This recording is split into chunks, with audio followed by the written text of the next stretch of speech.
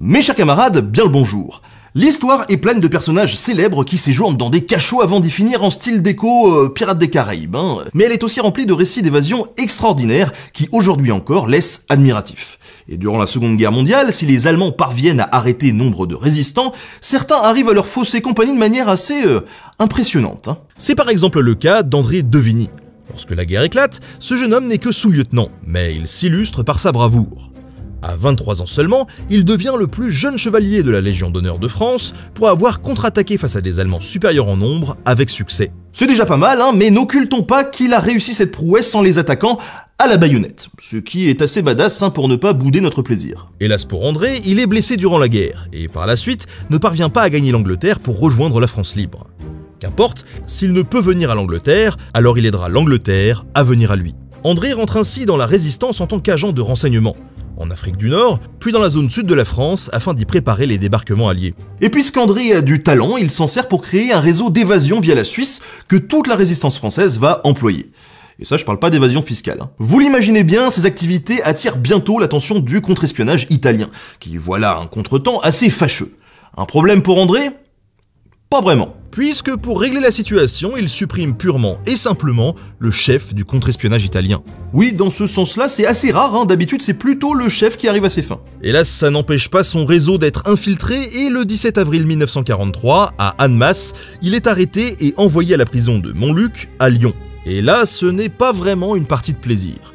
Il va passer entre les mains de Klaus Barbie, le bourreau de Jean Moulin, mais ne parlera pas. Et malgré cette épreuve, il n'est pas découragé, car le jeune homme tente de s'évader une première fois avec tant d'ardeur que seule une balle va l'arrêter. Blessé, André apprend qu'il est condamné à mort et il n'a plus rien à perdre. Alors il va se lancer dans une évasion spectaculaire. Tout d'abord, il va creuser le bois de sa porte avec une cuillère. Si, c'est possible, c'est juste un peu long.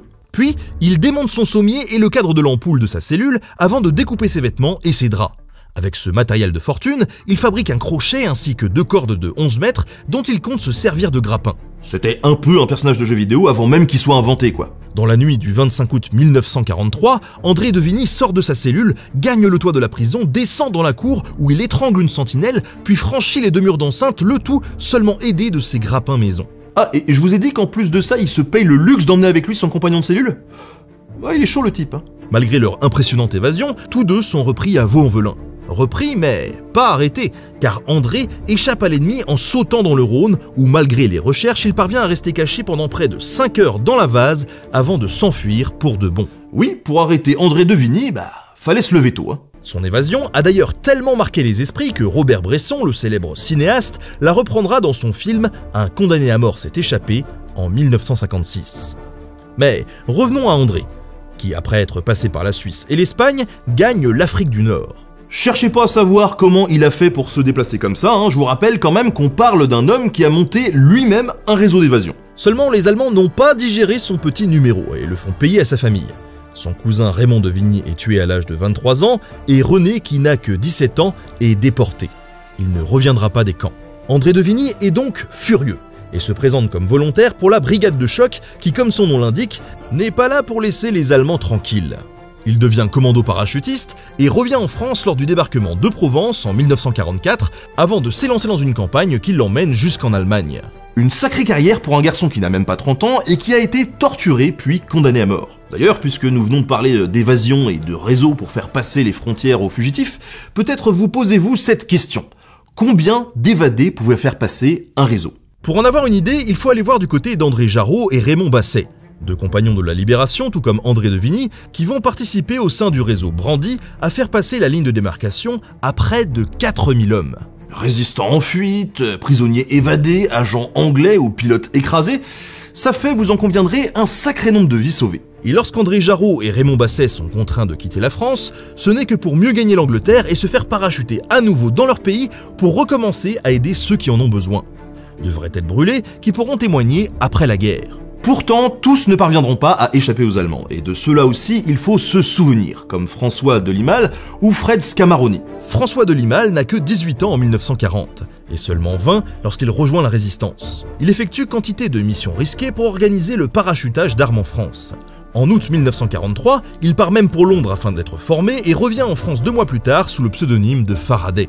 Et il ne va pas s'épargner, Car malgré son jeune âge, il recense des trains propices à des largages et atterrissages, met sur pied des équipes pour les gérer et y assurer les réceptions, et ce, dans plusieurs départements à la fois. François de Limal est arrêté le 20 mars 1944 en tombant dans un piège de la Gestapo. Il est conduit à leur siège rue des Saussaies à Paris et sait très bien qu'il va être torturé. Et de par son rôle, il en sait beaucoup trop. Pour s'assurer de ne pas parler et de mettre en danger la vie d'autres résistants, il avale une capsule de cyanure qu'il avait sur lui. Un choix d'autant plus difficile que, je le rappelle, il n'avait que 22 ans. Fred Scamaroni, lui, a une autre histoire. Fils de préfet, il se destine lui-même à la même carrière. En septembre 1939, alors qu'il est chef de cabinet du préfet du Calvados, on lui propose de rester à ce poste au lieu de partir à la guerre. Il refuse et part rejoindre son régiment en tant que sous-lieutenant. Mais c'est la drôle de guerre et il n'y a pas de combat. Aussi se forme-t-il à devenir observateur aérien dans l'espoir de voir plus d'action. Et ça ne manque pas car en mai 1940, 2 jours après avoir eu son brevet d'observateur, il est blessé en combat aérien. Ce qui ne l'empêche pas de reprendre le combat à pied. Fred Scamaroni est cependant freiné dans son élan par l'armistice. Quand il entend parler du général de Gaulle à Londres, il part aussitôt rejoindre la France libre. Envoyé en mission à Dakar pour tenter de rallier les Français sur place à De Gaulle, il est arrêté, emprisonné, condamné à mort, mais finalement relâché et renvoyé en France où il prétend reprendre une carrière tranquille.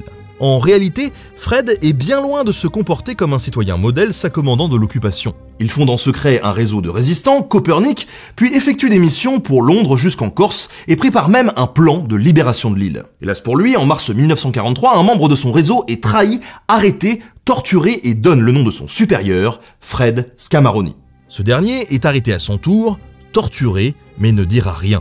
Et dans sa cellule de la citadelle d'Ajaccio, il ne dispose pas de capsule de cyanure. Scamaroni va donc utiliser un simple fil de fer pour se trancher la gorge le 20 mars 1943. La sentinelle qui le trouvera découvrira à côté de lui, écrit avec son sang, « Vive la France, vive de Gaulle ». Une mort assez théâtrale et mémorable, vous en conviendrez. Fred Scamaroni n'avait même pas 30 ans, et la Corse sera libérée par les forces françaises libres cette même année 1943. Le musée de l'Ordre de la Libération continue à entretenir le souvenir de ces hommes et de ces femmes et présente aux visiteurs des outils qui ont servi à d'autres résistants à s'évader de prison ou à échapper à l'ennemi une fois en dehors. Merci à eux pour ce partenariat super intéressant, je vous invite vraiment à aller y faire un tour si l'envie vous prend. Je vous mets plus d'informations en description. On se retrouve très bientôt pour un nouvel épisode de Nota Bene, à la prochaine.